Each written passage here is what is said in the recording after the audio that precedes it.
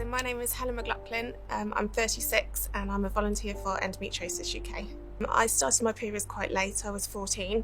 By the age of 16, I was having a period every other week. And I went to my GP, who put me on the contraceptive pill and said, "You've just got irregular periods, the pill will regulate that."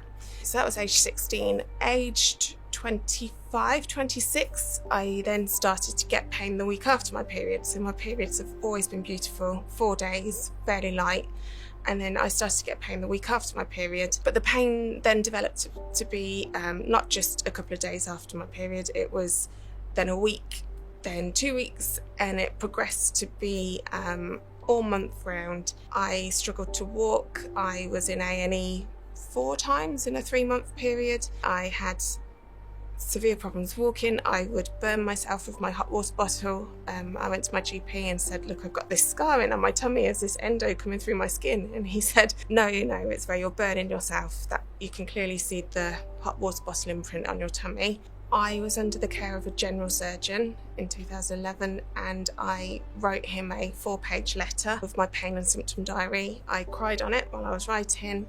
I was unable to work. I was on 25 tablets a day. My mental health was incredibly bad. Thank goodness I had a dog that I loved more than myself. And I wrote to the general surgeon and just said, "I think I've got endometriosis. Will you do a diagnostic laparoscopy?"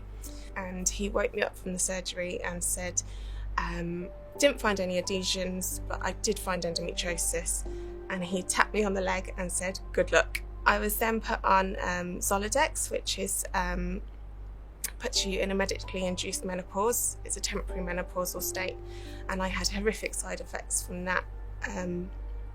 It was winter, I could go out and I could melt the snow. The hot flushes were incredible, and no one really told me that's what was going to happen. It was just an awful 6 months of my life. I then had surgery in 2012, which relieved the pain somewhat. Then I had the Mirena coil put in later on in that year, 6 months afterwards. And then I was okay for a couple of years. I lived in Australia and I lived very well.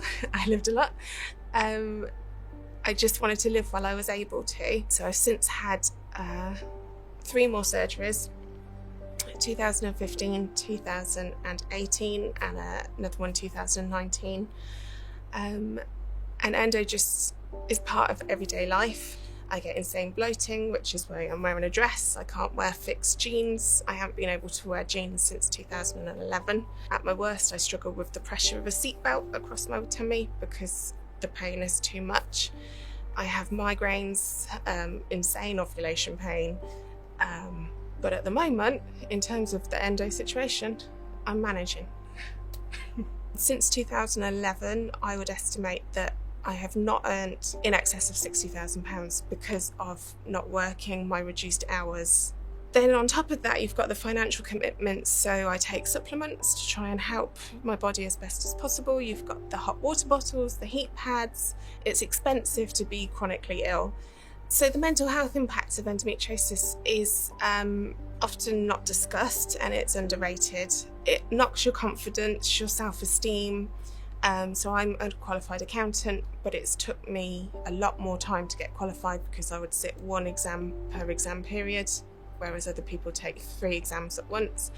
It affects your how you view your body. It affects the jobs that you go for. It affects how much you believe in yourself. It affects what you commit to in terms of planning a wedding. I can't plan my wedding because I don't know how bad I'm going to be at the time. However, the longer your diagnosis time goes on, the more people will tell you it's in your head. And trust me, we know our bodies, and no one on earth would go through this for fun. I was at a research conference 2 weeks ago and a GP spoke, and she was saying how they feel a bit helpless, to be honest, because endometriosis doesn't necessarily show on scans, so they can order an ultrasound, but that's a process to rule out polycystic ovaries, fibroids, etc.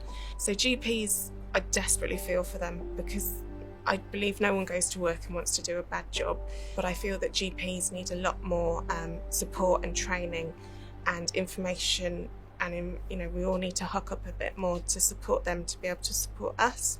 COVID-19 has proved to us that if you put enough money and resources into a problem, that it can be effectively managed. And endometriosis and polycystic ovaries, the medical experts are begging for cash and resources. They are absolutely desperate. They've got all the will in the world. It's so important that it becomes a political issue, because it just is. Like, you cannot ignore something that affects half the population.